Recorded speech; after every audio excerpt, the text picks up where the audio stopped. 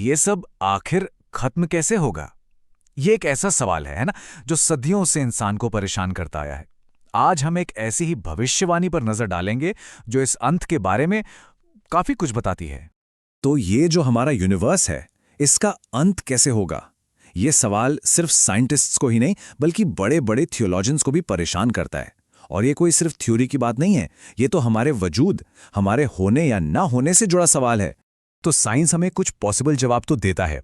जैसे एक थ्योरी है द बिग क्रंच। इसके हिसाब से ग्रेविटी के वजह से पूरा यूनिवर्स वापस एक छोटे से पॉइंट में सिमट जाएगा। फिर है द बिग रिप, जो कहता है कि एक मिस्टीरियस फोर्स है, डार्क एनर्जी, जो हर चीज को मतलब एटम्स तक को फाड़कर अलग कर देगी। और एक और थियरी है हीट डेथ, जिसका मतलब है कि यूनिवर्स की सारी एनर्जी खत्म हो जाएगी, सारे तारे बुझ जाएंगे और बस चारों तरफ ठंडा घना अंधेरा होगा। लेकिन इतनी सारी थ्योरीज होने के बावजूद साइंस के पास भी सारे जवाब नहीं हैं। मजे की बात तो ये है कि नासा खुद मानता है कि यूनिवर्स का आखिर में क्या होगा, ये एक बहुत बड़ी मिस्ट्री है।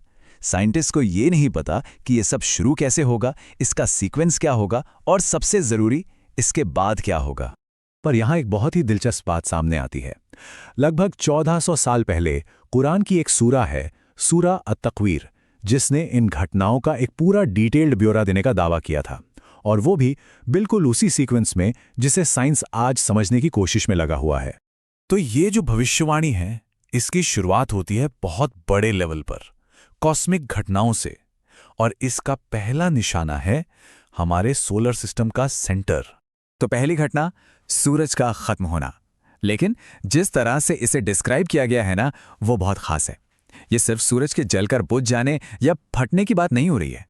यहां जो अरबी शब्द इस्तेमाल हुआ है वो है कुव्विरत। इसका मतलब होता है किसी चीज को लपेटना या मोड़ना, जैसे कोई पगड़ी को लपेटता है। मतलब ये एक अंदर की तरफ कोलैप्स होने की बात कर रहा है, किसी धमाके की नहीं। और ये बात मॉडर्न एस्ट्रोफिजिक्स की उस थ्योरी से काफी मिलती जुलती है जो कहती है कि एक तारा जब मरता है तो वो पहले अपने अंदर ही ढह जाता है। सूरज के बाद ये भविष्यवाणी और भी बड़े स्केल पर जाती है। अब बात होती है बाकी सभी तारों की। इसके लिए जो शब्द है वो है इनकंदरत, जिसका मतलब है बिखर जाना और अपनी रोशनी खो देना। अब जरा नासा की हीट डेथ वाली भविष्यवाणी को याद कीजिए। वो भी तो यही कहती है, सारे तारे आखिर में बुझ जाएंगे और उनकी रोशनी हमेशा के लिए अंधेरे में खो जाएगी। मतलब खरबों सूरज एक साथ खत्म हो रहे हैं। तो इन कॉस्मिक घटनाओं के बाद ये तबाही जमीन पर आती है, और इसका निशाना वो चीज बनती है जिसे हम सब हमेशा से मजबूती और स्थिरता का सिंबल मानते आए हैं, यानी कि पहाड़। अब सवाल यह है कि पहाड़ चल कैसे सकते हैं? मॉडर्न जियोलॉजी बताती है कि पहाड़ बहुत ज्यादा टेक्टोनिक प्रेशर की वजह से अपनी जगह पर टिके रहते हैं। और भविष्यवाणी यही कहती है कि जब ये प्रेशर हटेगा तो पहाड़ सिर्फ गिरेंगे नहीं बल्कि धूल बनकर उड़ जाएंगे। ऐसा लगेगा जैसे वो कभी थे ही नहीं। यूनिवर्स के इस कोलैप्स के बाद धरती पर जो नेचर का पूरा ऑर्डर है वो भी उलट-पुलट जाता है।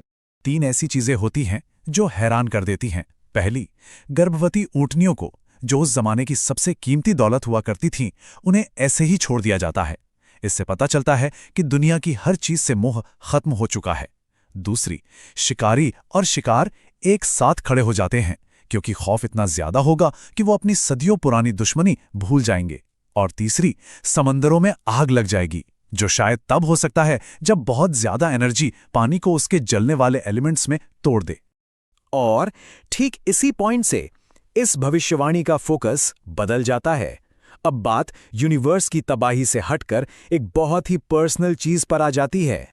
जब ये पूरा ब्रह्मांड बिखर जाएगा, उसके बाद इंसानियत को फिर से खड़ा किया जाएगा और उस वक्त हर एक राज सामने आ जाएगा। बात बहुत सीधी सी है लेकिन बहुत गहरी है। हर एक इंसान की पूरी जिंदगी का हिसाब किताब, उसके सारे काम सबके सामने खोल कर रख दिए जाएंगे। इसके लिए जो अरबी शब्द है वो है नुशीरत। इसका मतलब है फैलाकर रख देना, पब्लिक कर देना। जरा सोच कर देखिए कि इसका मतलब क्या है। हर सीक्रेट, हर छुपी हुई सोच, हर डिलीट किया हुआ मैसेज, सब कुछ सामने आ जाएगा। कोई पासवर्ड, कोई प्राइवेसी सेटिंग उसे नहीं छिपा पाएगी। पूरी ब्राउज़र्स थी, वो देर रात के ख्याल, वो सारी सीक्रेट बातें, सब कुछ सबके सामने होगा हमेशा के लिए। और जब सब कुछ इस तरह से खुल जाएगा तो उसके बाद आएगा आखिरी फैसले का वक्त, वो पल जब हर एक शख्स को अपने किए का हिसाब देना होगा। उस दिन दुनिया की कोई भी हैसियत काम नहीं आएगी। कितने फॉलोअर्स हैं, बैंक में कितना पैसा है, क्या जॉब टाइटल है, ये सब कुछ बेमतलब हो जाएगा। बस एक ही चीज मैटर करेगी, कर्मों का रिकॉर्ड। हर एक नमाज जो छोड़ी गई, हर एक झूठ जो बोला गया और हर वो नेकी जो की गई। और सोर्सेज ये भी बताते हैं कि सबसे पहला सवाल क्या पूछा जाएगा। ये सवाल पैसे या शोहरत के बारे में नहीं होगा, बल्कि नमाज के बारे में होगा। उस दिन का ये सबसे पहला और सबसे जरूरी हिसाब होगा। तो यूनिवर्स के अंत से लेकर एक इंसान के पर्सनल हिसाब किताब तक की ये पूरी कहानी एक आखिरी सवाल पर आकर रुक जाती है। क्या कोई इसके लिए तैयार है?